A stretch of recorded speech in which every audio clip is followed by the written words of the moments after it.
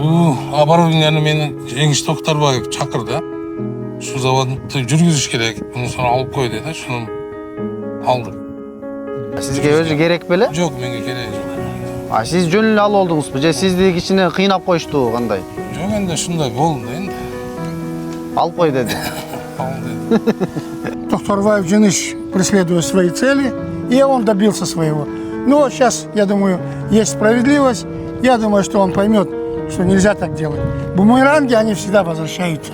Сиз акчаны накталай бердиңиз бизге. Нақтылай бердім. Санап. Тоқтарбаевка. Я считаю, что просто разорвали производство ради наживы и ради земли, на которой стоял завод. И применяя власть и силу, накинув наручники, я считаю, что это очень несправедливо. Я мусульманин, кстати, и это я не скрываю. Вот здесь через дорогу лежат мои родители, чтобы вы знали. Все время не может быть черным. И я считаю, что уже светлеет, поскольку президент сказал, все, кто незаконно были, изъяли их собственность, она будет возвращена. И в этом я вижу уже светлую полоску. Достор, биз азыр Жалал Абад областынын Сузак шаарына келдик. Мен жанымда Александр Ким, биргестерде Жалал Абад шаары, азыркы Манас шаарынын эң бай адамдарын бири болгон.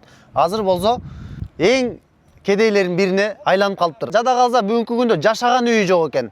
Бирок кезинде чоң мүлктөр болгон экен. Буга чейин жанагы Дядя Сашанын жерин тартпадыкпы? Ошонун ичинде 500 000 долларга атайын завод бар болчу экен.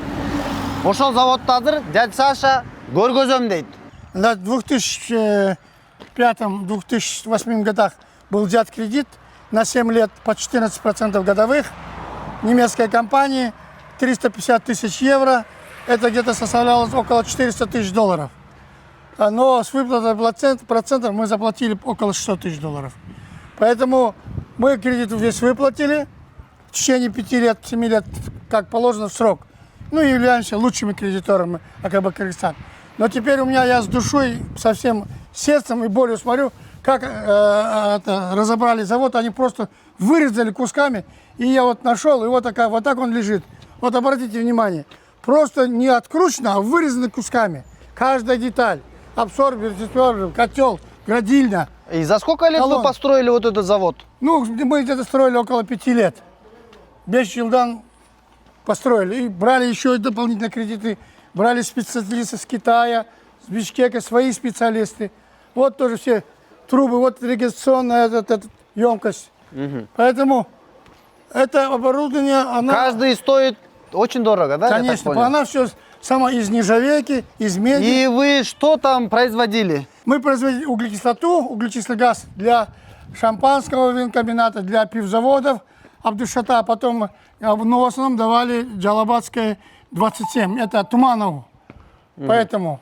И соучредитель тоже Туманов, Куаныч. Мы вместе брали, я брал кредит, а он гарантировал. Кредит, налоги 0. Вот теплообменники, посмотрите, как они вырезано все, не откручено, вырезано. Вот обратите внимание, в что они превратили. Чтобы сейчас его опять запустить, я не знаю, возможно или нет. И покупатель говорит, что когда он демонтировал, часть уже была разграблена. Очень, видите, вот как вот бросили все. Вот часть здесь лежит, часть лежит там, вот пойдемте, я вам сейчас покажу. И общая стоимость сколько это было? Как вы докажете, что это стоило 500 тысяч долларов? У меня есть документы, когда выдают кредиты, обычно все задокументировано. И когда выплачиваю кредит, тоже все документировано. Так что завод, когда они опечатывали, он был весь в сборе. Есть подписи судоисполнителя. Я когда сказал, сделайте оценку, они сказали, мы без оценки опечатаем. Поэтому, раз без оценки опечатали, вот он тогда был в сборе, а когда я пришел, все было, как говорится, растащено, разграблено. И Бахтияр говорит, там, когда я пришел, тоже половина. И хотя этот говорит жены, что он нашел и свел, ну, это он нашел, спасибо, это ему нужно было землю освободить. Поэтому с таких торопях он поснимал и посрывал, это просто ужас. Так оборудование не демонтируется. Надо аккуратно, то есть посекционно. Тогда мы можем, ну и сейчас тоже можно запустить, но это Очень тяжело. Это такие специалисты. Вот видите, вон те все, это, они с нержавейки. Очень дорогое оборудование. Вот так же он вот этот цех тоже у меня забрал. Вот туда надо подняться, отсюда не видно. И увидите Пойдемте, тоже, да. поднимемся, покажете? Ну вот тут Вот мало. с этой стороны, давайте я вам помогу. Вот с этой стороны прям. Александр Ким өзүнүн оборудованиясын мына атайын жеринде келип көргөздү. Мына ошол оборудованияны бүгүнкү күндө ээси ким, аны ким сатып алган? Ошону тактоо максатында азыр Бактияр мырза ушул жердин ээси экен. Бактияр мырзага бир нече суроолорду узатсак, Бактияр мырза мына Александр Ким деген жеке ишкер. Өзүнүн могул жерде жаалган ока таштарын баарын көргөздү. Ушунун заводу болгон экен. Аны болсо мен түшүнүгүм боюнча бул жака келип калыптыр да. Мына ушул сизге кандайча келип калды? Канча суммага келди? Кимден алдыңыз? Ушуну бир коомчулукка тактоо максатында айтып берип койсоңуз. Бул оборудованияны мени Жеңиш Токтарбаев чакырды. Ушул заводду жүргүзүш керек. Муну соң алып кой деди. Шуну алдык.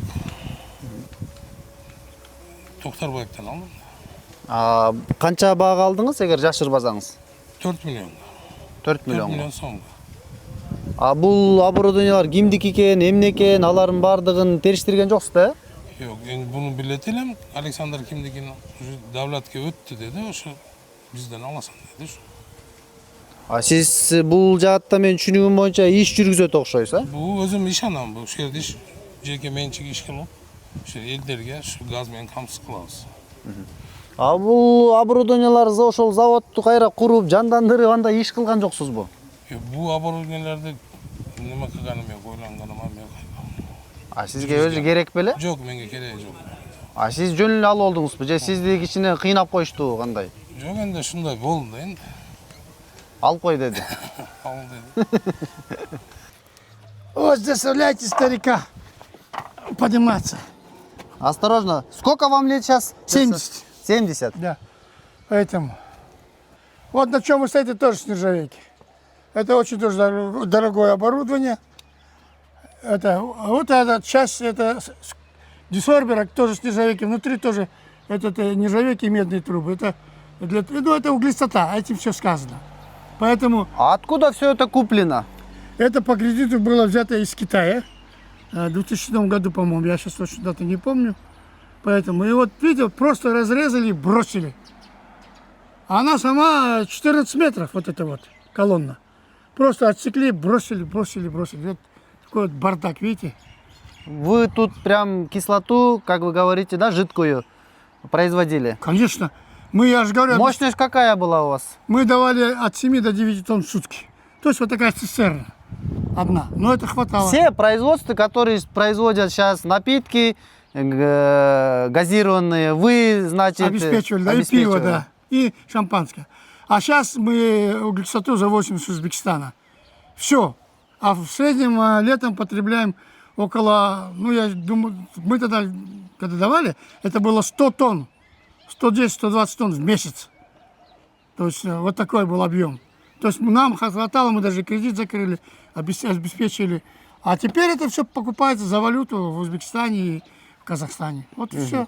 Вот мы сами разрушили свое производство. И сколько человек работало у вас? Ну, где-то 25 человек работало. Она трехсменка, она же круглосуточная. И сколько налогов мы платили, за свет, за этот. Очень много мы платили. То есть, и мы считались в Джалабаде очень такими надежными Налогоплательщиками, налогоплательщики. И оплата шла все через банк. Поэтому да? Все было законно, все да? было законно. И деньги, которые он взял, эти деньги, следователь сказал, что он присвоил себе. Вот и все. Получается, Жеңиш Токторбаев просто присвоил себе? Да, ну это со слов следователя.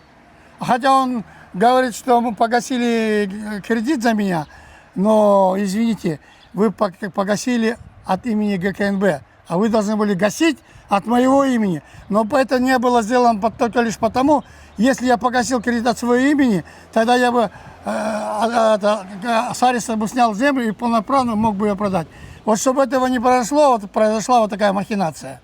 Они мне под наручники, под дарственные, и все это сделали красиво, и потом бабки сняли. Нет, мы работали, это работающий завод. Единственное, мы ее остановили по той причине, что с Кыргызнефтегазом договор мы не могли составить, мы получали газ по 5 сом. И нас попросили, чтобы мы брали газ с Джалабадгаз по 17. Но тогда было невозможно, потому что уже по себестоимости мы не укладывались. Все-таки на рынке конкуренция. Поэтому мы его просто остановили и законсервировали. Надеясь на лучшие времена. Поэтому он был весь в сборе. Это видно из акта судоисполнителей. Только лишь они не сделали оценку, но это не важно. Зато сделали фотосъемку, что там все было смонтировано, все было как положено. И я мог включить сразу, когда дали бы газ. И дать газ без проблем в течение 2-3 дней. После профилактики, естественно, там клапанов, там кранов и все. Так что это был действующий завод, законсервированный. Миллион қалып тұрсыз ошондо, да? 4 миллионга алдым, кейін расходкалап алып келдім. Bu yerden. Кереги деле жок. Жоқ, керегі жоқ. Тұрады міне. 2 жылдан бері.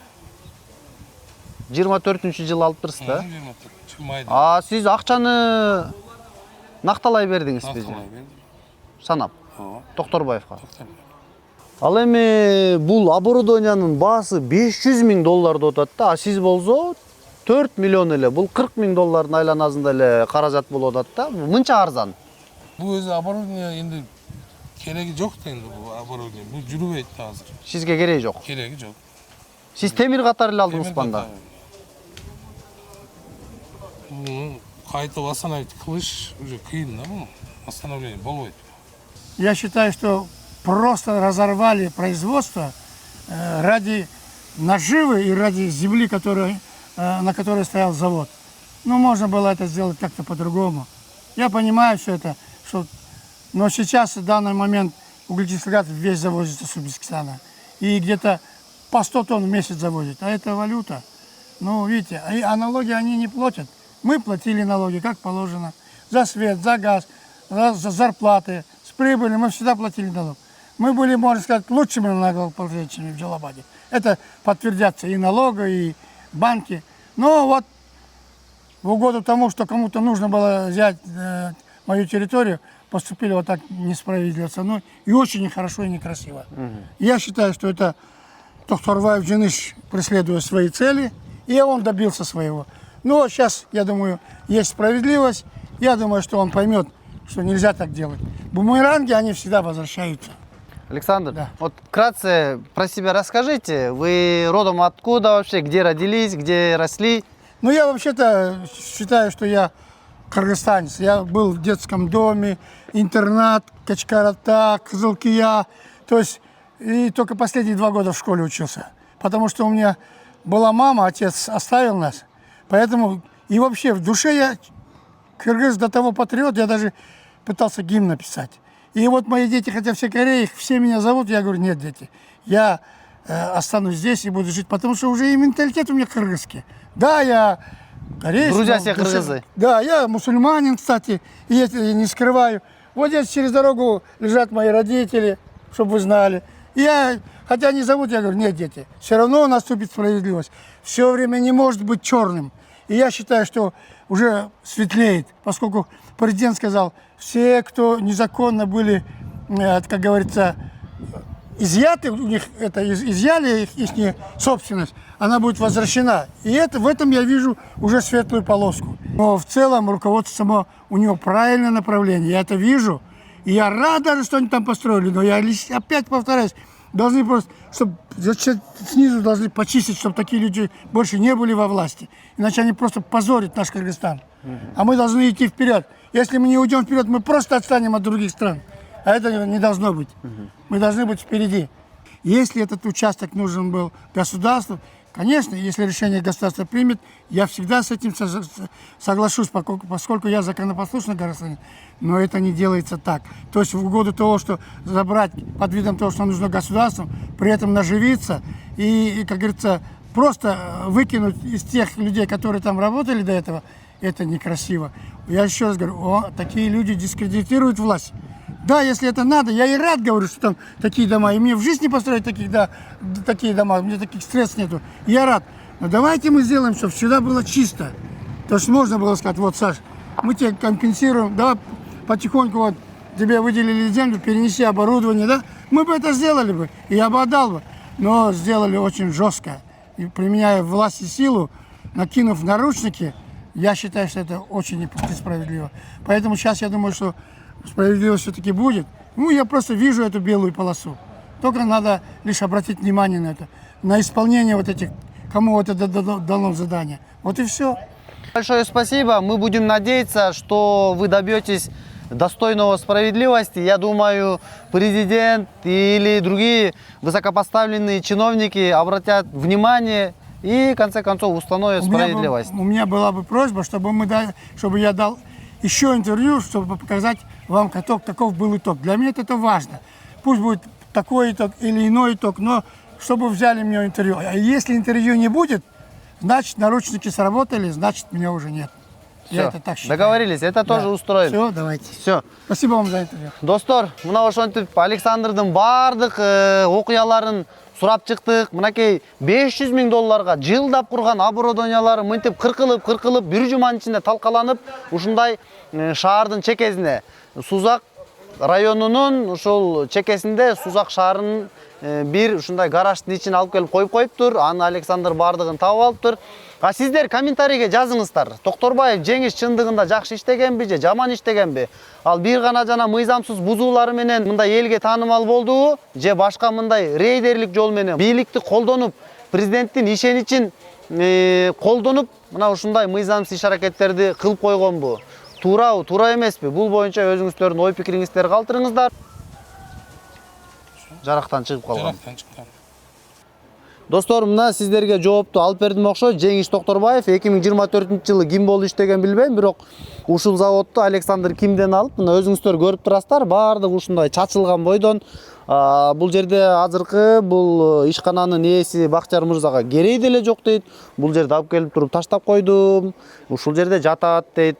Ушундай кызыктар достор, сиздер болсо мен каналыма катталганды унутпаңыздар. Биз болсо дагы иликтөөлөр жүргүзөбүз. Мындан кийин документтерин да изилдегенге аракет кылабыз. Көрүшкөнчө. Рахмат сизге. Сиз өзүңүз бул жакта канчадан бери иш алып барасыз? Бу жерде уже 6-7 жылдан бери иштейбиз. Өзүңүздүн жанагы Өзбекстандан газ алып келип Алып сатып, келип, бу жерден баллонго коюп сатып беребиз. Элдерди камсыз кылабыз. жакшы эле жумуштарыңыз. Енді Кудайга шүгүр иштеп атабыз. Бул жер ошо Сузак шаарында азыр, а? Сузак айыл. Сузак айылыбы? Бул жерделерден сурасам Сузак шаары деп койду, мен Сузак шаары экен деп өтүп турмун. Шаар Алпалан ажа эмес. Бул центр эмес да азыр, а бул жер? Центр эмес. Ишиңиз ийгилик анда. Рахмат. Макул.